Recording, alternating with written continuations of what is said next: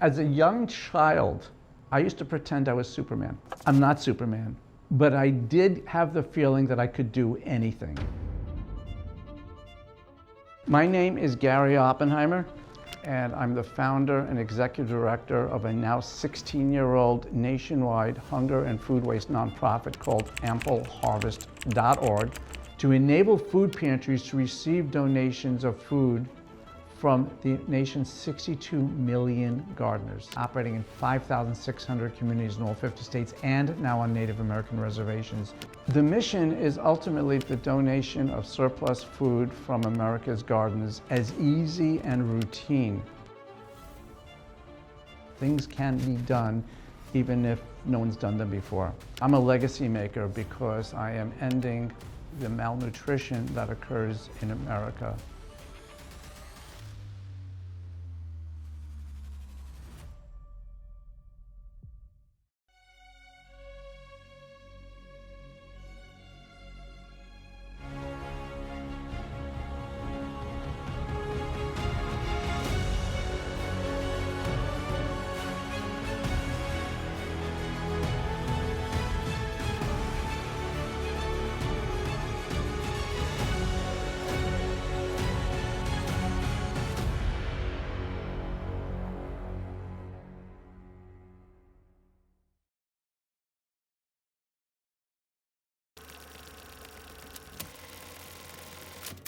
Gary Oppenheimer grew up where waste was never an option. My first memories of growing up are in the Bronx, where my family lived. I'm a first-generation American. My family escaped the Holocaust, and I grew up with my grandparents and parents saying, "Finish what's on your plate. Kids are starving in Europe." And it was because of that that I grew up with learning not to waste food, time, energy, emotions, etc. And I eventually moved to a suburb of New York City called Yonkers. My father was a gardener. I learned about gardening. I was very fortunate in that I lived near my grandparents, and my mother's parents in particular. I spent a great deal of time with them. I even wear the glasses, the same style that my grandfather wore. He was a farmer in Germany, by the way, so I spent a lot of time learning about some of the old ways things, as well as growing up in America with my family. I have a younger brother who passed away a year ago, and a sister, and my parents. We lived in the burbs of Yonkers, but I still spent a great deal of time with my grandparents, and so learning certain cultural values and certain right ways of doing things were things that I just grew up with, and they're just part of my DNA today. I was born in 1952. World War II was still a recent memory. Europe was really devastated by the war, and many, many people, they were still having a hard time getting food. My family had just escaped before the Holocaust really kicked in. Everybody knew that food was in short supply in Europe, and so again, my grandparents routinely said, "Kids are starving in Europe, finish what's on your plate." And that was just an important part of it. My grandmother was an amazing cook and baker, so we had an abundance of food, but whatever was on my plate, I was expected to finish eating. Gary explored technology before realizing he was meant to fix people's lives. As a child, I really enjoyed learning about the world around me, exploring things, and at times getting into trouble. Actually, many times getting into trouble. But one of them in our home was that we had forced air heating. And so there was a vent in my bedroom, and warm air came out, but I didn't know from where that warm air came. So periodically, I would actually drop a coin into the vent to wait to hear how long it would take to get down to the bottom, so I could approximate in my mind, give or take, how far away was the source of the heat. I won't give the address, but some family on Crest Hill Road in Yonkers one day will take apart their heating system and find a whole bunch of coins from the 1940s and 50s and 60s down there. They'll have no idea why they're there. My father, for some reason, for example, brought home like a pinball machine, which was in our basement. And I used to enjoy it, but eventually I took it apart to figure out how the whole thing worked. It was a mechanical, not a digital one, so it had a lot of moving parts. But it was part of the way my mind worked at trying to figure out how the world around me worked. Could I make it work better? If things broke, could I fix it? And that's been much of my life, has been actually fixing things that I saw that were broken or disconnected. As a young child, I used to pretend I was Superman. I would put a towel over my shoulders and I'd fly onto my parents' bed. I'm not Superman, but I did have the feeling that I could do anything. And I think that has left me the eternal optimist in that things can be done even if no one's done them before. I still can't fly though. In high school, Gary broke rules and discovered his deeper purpose. School always interfered with my education. While you would go to class and just be supposedly learning things, my mind was always elsewhere, coming up with ideas, coming up with stuff. I was terrible in math. To this day, I always thought D was a numeric grade. But I realized I could solve problems. And just to give you an example, when I became a computer programmer later in life and I had to solve a problem with matrices, I didn't understand geometry in school, but I developed in my mind the geometry equations needed to solve the computer problem. I don't consider myself to have been a good student. I had a good time when I was in high school.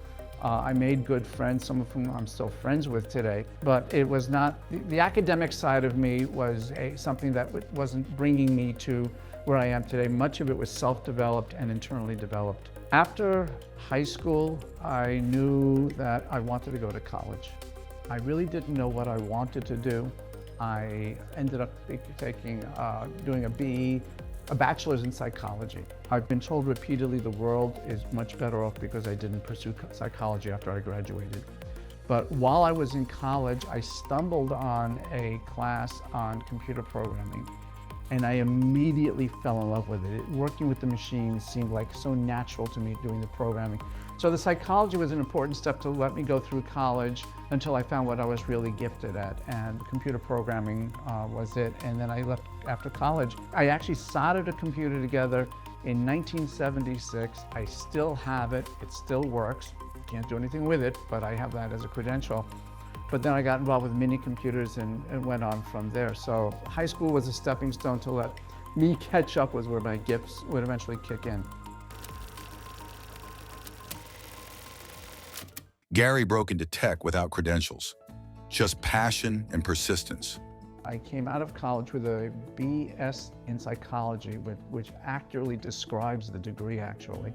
I knew I really wanted to do something with programming. The problem is I didn't have any credentials to prove anything. And I kept on knocking on doors and going to employment agencies and saying, I want a job as a programmer. Nobody, they'd say, show us your degree. But I could actually never get past the front desk of the employment agencies to become a programmer because I had none of the credentials. And at one point, I parked in the parking lot behind an employment agency in White Plains, New York, and I decided I'm just going to walk in the loading platform in the back door. And I knocked on the first door, which happened to be an employment agent. I bypassed the front desk, and he said, "Who are you?" And I said, "I'm looking for a job as a computer programmer." He invited me to come and sit down, and I apparently impressed him enough with my passion, my desire, and everything else.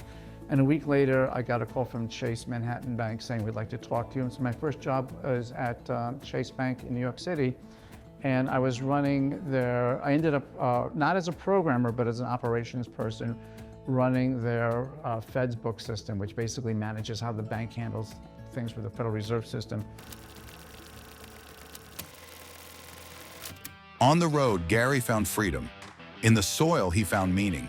While I was working at First National City Bank, I had a party at my apartment. I was then living in Brooklyn Heights. I invited my colleagues to come over. One of my colleagues, a guy named Tony Borges' wife, lovely, charming couple. I was telling Tony that one day I'd like to travel, and he said, "Listen, I love my wife dearly, but I should have traveled before I got married. Once you get married, you're bogged down with family and children." And I said, "You're probably right." So I found a neighbor who lived across the street. We ended up buying a 90-inch Chevy van, which we named Noah's Ark, remodeled it into like a mini traveling thing. And we traveled around the United States, a bit of Mexico and Canada, 8 months, 38 states, 5 Canadian provinces, and a bit of Mexico, and really got to see America. I was trying to figure out what was going to be my next thing in life. I was trying a couple of things. I wasn't doing, anything in particular, but I was raising a family. And then in '98, we bought a home in the mountains of northern New Jersey on 14 acres. And that's when I realized I've got all these trees. I ought to understand what trees I have. I became a master gardener, then I started gardening, and that becomes the beginning of AmpleHarvest.org, learning more about gardening and then growing too much food. Gary built a bridge between surplus in America's 62 million gardens and the food pantry in the community that then distributed the food to hungry families. I woke up with an idea in March of '09, and in one 4-hour session, I built out a model in PowerPoint of all things for what is today AmpleHarvest.org. AmpleHarvest.org is a nationwide hunger and food waste nonprofit, and it's focused on solving the information problems, more specifically the misinformation and missing information that have historically prevented food pantries from getting healthy, fresh food. You know, every food drive you've gone to, they say jars, cans, boxes, no fresh food, and the architecture of the American food bank system doesn't allow for the fresh food donations. But I realized I could flatten the system, or the term I use today is Uberizing it. So AmpleHarvest.org is a national program. We're operating in 5,600 communities in all 50 states and now on Native American reservations to enable food pantries to receive donations of food from the nation's 62 million gardeners. So basically, I'm a gardener in whatever community I'm in. I've grown too many tomatoes or zucchini or what have you. I can't use it all. I don't want it to go to waste. And I learned, thanks to AmpleHarvest.org, that yes, I can donate the food. The days of jars, canned boxes, no fresh food is over. And where to donate the food. Where's the food pantry in my neighborhood? But the other important piece that I added to this entire equation is just-in-time inventory logic, having the gardener donate the food just before the hungry families come in, so the food pantries don't need refrigeration, and the food goes from my garden to the pantry to a hungry family on a same-day basis. When $2 million arrived too soon, Gary chose responsibility over scale. I was named CNN Hero in April of 2010, I think it was. And a short while later, I get a phone call from somebody saying, "Hi, I'm from the Omidyar Foundation. We'd like to give you $2 million. Now, I'd never heard of the Omidyar Foundation. Pierre Omidyar founded eBay.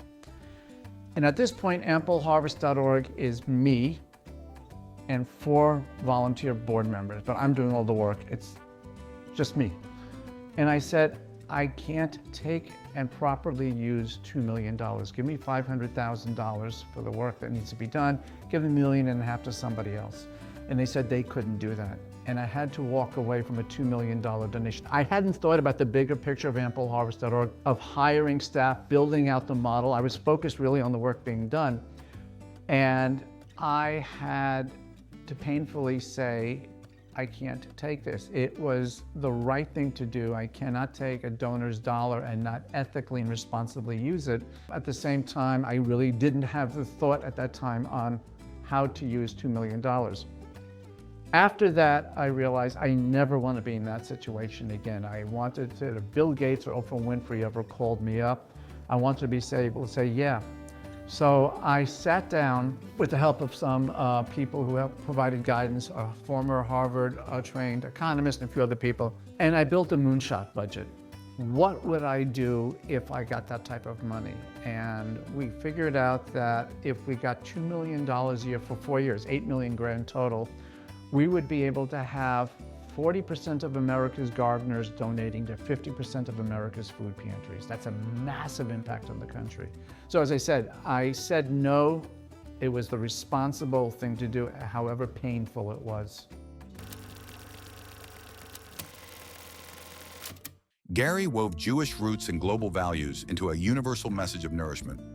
My grandparents were Orthodox Jews or observant Jews, so I grew up with a great deal of Jewish culture, Jewish values and traditions. And while I don't consider myself to be at all religious and spiritual, I don't know how I would describe that word, I will tell you that it does play a role in my life, to the extent that at one point after I created AmpleHarvest.org, I was invited by a group that was doing speed teaching to Hebrew school teachers in northern New Jersey. And I'd never even heard of speed teaching. I had barely heard of speed dating.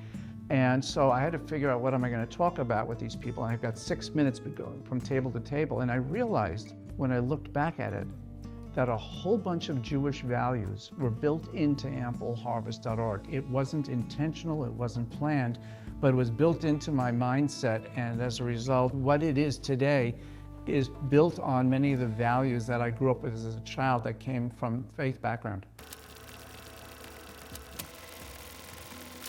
Gary didn't want fame, just a nation of gardeners making a difference. The mission is ultimately to make the donation of surplus food from America's gardens as easy and routine, and to make that something that just comes naturally, and you do it so that people who need that healthy, fresh food benefit from it, and it doesn't go to waste. My name is Gary Oppenheimer, and I'm a legacy maker because I am ending the malnutrition that occurs in America by enabling America's 62 million gardeners to donate food from their gardens to a local food pantry on a sustained and sustainable basis.